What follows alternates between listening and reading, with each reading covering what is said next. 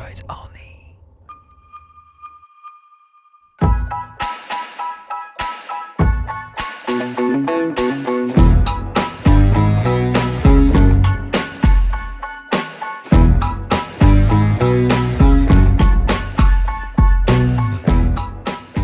Ah, je sais pas où je suis là, je dois faire l'essai, je suis en retard, je suis complètement perdu, je suis sur une route qui n'existe pas.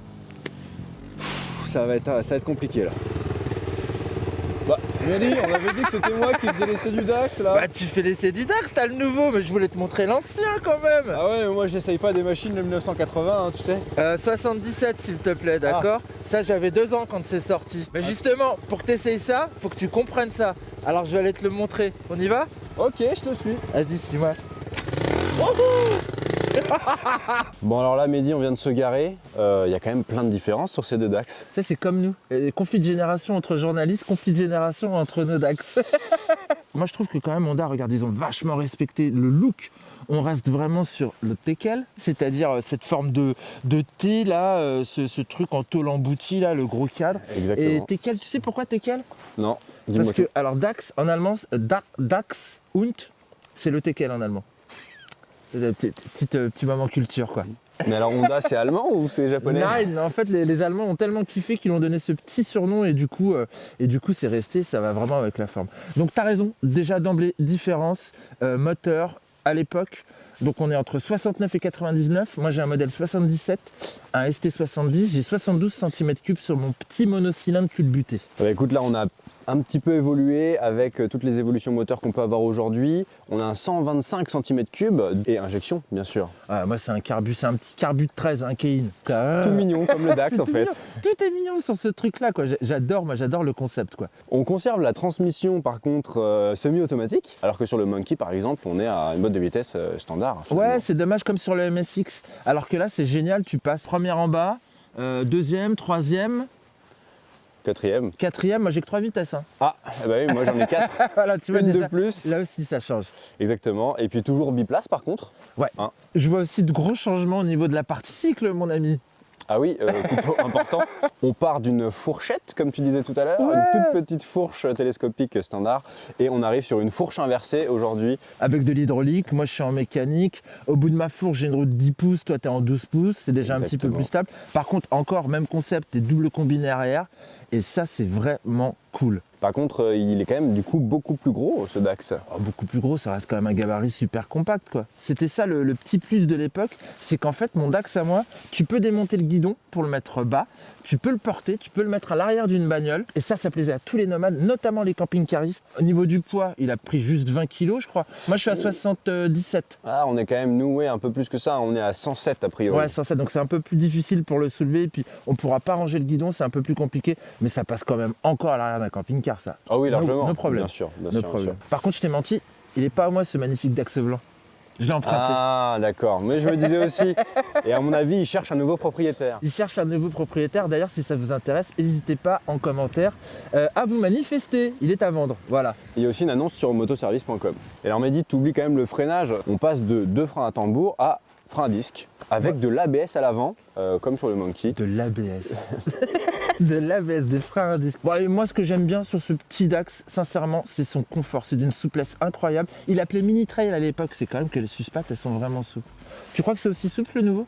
Écoute, moi je vais aller vérifier du coup. Ouais, t'es je pense- parti? Je suis parti. Tu vas bosser? J'y vais. Bon, bah c'est cool. Moi, je vais pêcher. Allez, à plus Mehdi. Tchuss, à tout à l'heure. Et c'est parti pour cet essai du Dax. Alors là, je suis dessus et franchement déjà, c'est super fun. Alors par contre, comme disait Mehdi, je suis allé tester un petit peu les suspensions. C'est quand même beaucoup moins souple que l'ancien. Pour la tenue de route, c'est quand même un peu mieux. Même si moi j'ai eu le Dax avec des pneus flambant neufs, mais une fois rodé, ça tient quand même la route. Peut-être qu'on pourra quand même se faire un peu moins peur en mettant une autre monte de pneus. Mais bon, par rapport au véhicule, ça va. On prend pas non plus 60 degrés d'angle avec un Dax. Et maintenant, on va parler maniabilité. Et effectivement, ce Dax, il est quand même super maniable. Une centaine de kilos. Avec des roues de 12 pouces, on se faufile un petit peu partout. On a un rayon de braquage qui est quand même assez étonnant. Bon, en fait, c'est un véhicule qui est super en ville, quoi, pour naviguer dans les bouchons. Puis en fait, on se sent un peu comme sur un vélo, mais avec un petit moteur de 125. Et ça a un côté joueur et vif. En tout cas, ce qui est sûr, c'est que moi, je suis sensible au charme de ce véhicule. Et ça me fait vraiment plaisir d'être le premier à l'essayer sur le territoire français. Bon, alors question protection, évidemment on n'a aucune protection sur ce Dax, mais bon c'est un peu le jeu. Au-dessus de 90, voilà, c'est pénible. Il faudra que vous ayez des chaussures étanches, hein, parce que dès qu'il pleut un tout petit peu, toutes les petites remontées d'eau arrivent sur les chaussures et donc on a vite les chaussettes trempées. Bon, forcément le mois de novembre c'était pas la meilleure saison pour l'essayer, mais bon, ça fait tellement longtemps qu'on l'attend ce Dax. On a eu le Monkey il y a déjà 3 ans, c'était quand même le moment de se faire un petit peu plaisir.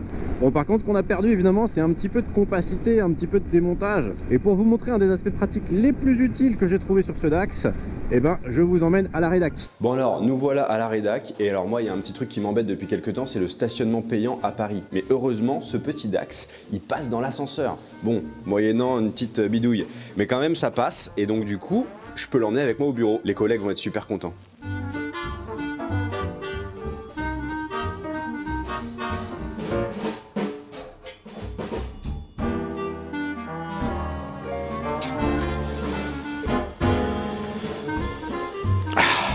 C'est bon, on est arrivé.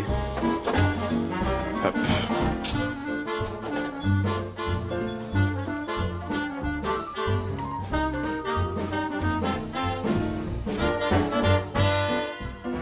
Bon alors me revoici sur la route. En termes d'ergonomie, on a les genoux bien à 90 degrés, voire un tout petit peu plus. Donc c'est plutôt confortable, on est droit sur le Dax.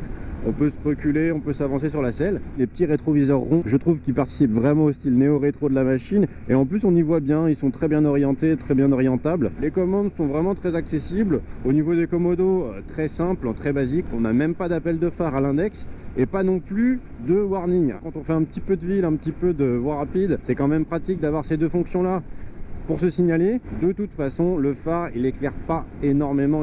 C'est un phare qui est plutôt joli, mais qui n'est pas d'une efficacité incroyable. On aurait aimé un phare à LED un petit peu plus puissant. Par contre, la signature lumineuse à l'avant comme à l'arrière, elle est plutôt sympathique et elle va bien avec le style général du Dax. Et franchement, ça fait super plaisir. Ils ont quand même repris tout ce qu'il fallait. Plein de petits détails sont aussi en rendez-vous. La selle sur charnière avec le réservoir qui est sous le pilote. Alors comme d'habitude, moi j'ai mis 4,5 litres dans un réservoir qui est donné pour 4 litres. Donc bon, ça assure quand même une large autonomie. Et puis ça dépend comment on conduit.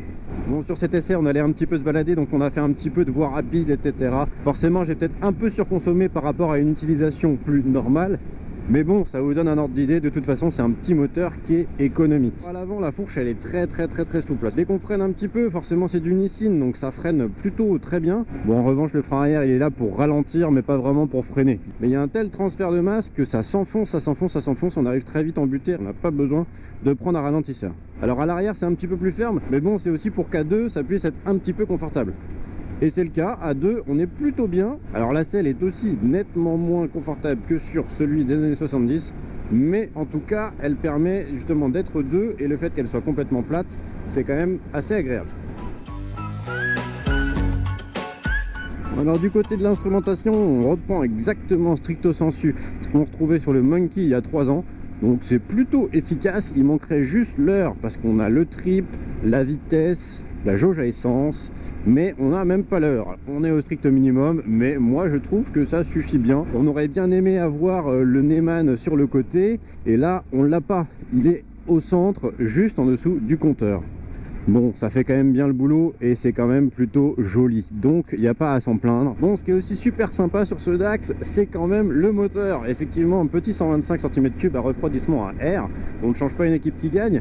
Alors franchement, il est super cool, il emmène vraiment bien. Bon, dans tous les cas, il n'y a pas de contour, donc je peux difficilement vous donner des indications chiffrées.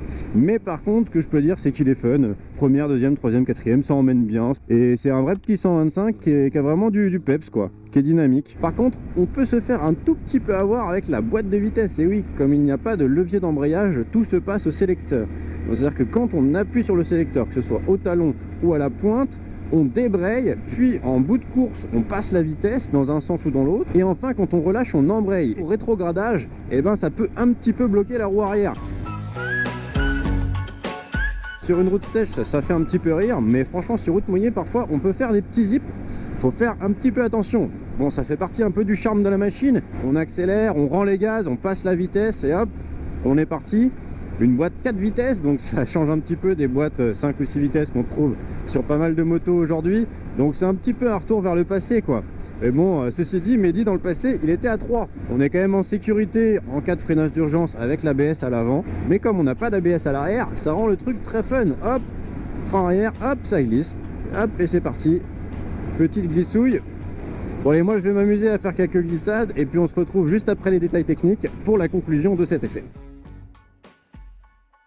Ce Dax 2022 est disponible en rouge et en gris. Son moteur 4 temps à injection électronique de 125 cm3 et refroidi par air contient environ 1 litre d'huile. Le moteur 2 soupapes développe 9,25 chevaux à 7000 tours minute et 10 Nm de couple à 5000 tours minute. La présence de l'ABS aide l'étrier double piston à ne pas bloquer le simple disque de 220 mm à l'avant. À l'arrière, un étrier simple piston pince le disque de 190 mm. L'avant est suspendu par une fourche inversée de 31 mm de diamètre qui offre 100 mm de débattement. À l'arrière, les deux combinés amortisseurs offrent un débattement de 120 mm. Les roues de 12 pouces équipées de jantes en aluminium sont montées de pneus V-Rubber, en 120-70 à l'avant et en 130-70 à l'arrière. Le poids annoncé par Honda est de 107 kg tout plein fait. Le réservoir est donné pour 3,8 litres et la consommation pour 1,5 litre au 100. Sur nos 500 km d'essai, la consommation relevée était de 2,3 litres au 100. Côté dimension, le Dax a un empattement d'1,20 m pour une longueur totale d'1,76 m. La hauteur de selle est de 775 mm. Haut d'un bon mètre, ce Dax se qualifie toujours dans la catégorie des mini-motos, même si son éclairage full LED lui donne l'allure d'une grande. Et maintenant, je vous laisse avec Théo pour la conclusion de cet essai.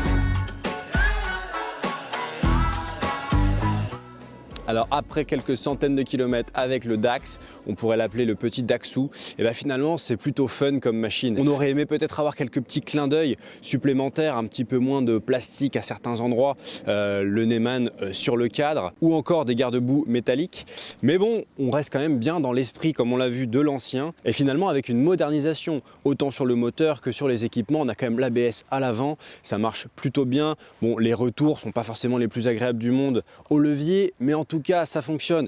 Donc finalement cette petite machine elle est super fun. Vendue par Honda en France au prix de 4 249 €, tout comme le Monkey, elle a quand même des avantages non négligeables, notamment l'homologation biplace. Et ça c'est vraiment super cool. Alors après le style est un peu différent, chacun se fera son idée. Il lui manque 2-3 petites choses effectivement, un petit appel de phare à l'index, peut-être des warnings, mais sinon elle est super mignonne, y compris jusqu'au petit tableau de bord qui nous fait des petits clins d'œil quand on démarre. Donc franchement c'est une petite bécane qui vaut le coup. Alors après évidemment on fera pas d'autoroute avec, ça s'adresse à un public qui veut retrouver un peu le Dax des années 70. Vous restez quand même sur une recette qui fonctionne, une transmission semi-automatique, un petit pot un petit peu scrambler.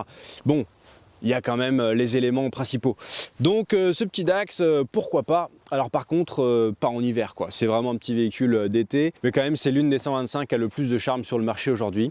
Alors elle est peut-être un petit peu cher pour ce que c'est, mais en même temps on a la finition Honda et c'est quand même plutôt qualitatif et ça fait plaisir. Si vous avez la moindre question sur le véhicule, n'hésitez pas à la poser en commentaire et vous retrouverez bien sûr l'essai complet avec tous les détails techniques sur motoservice.com. En attendant moi, bon je vais peut-être la ramener chez Honda quand même et puis je vous dis à bientôt pour un prochain essai.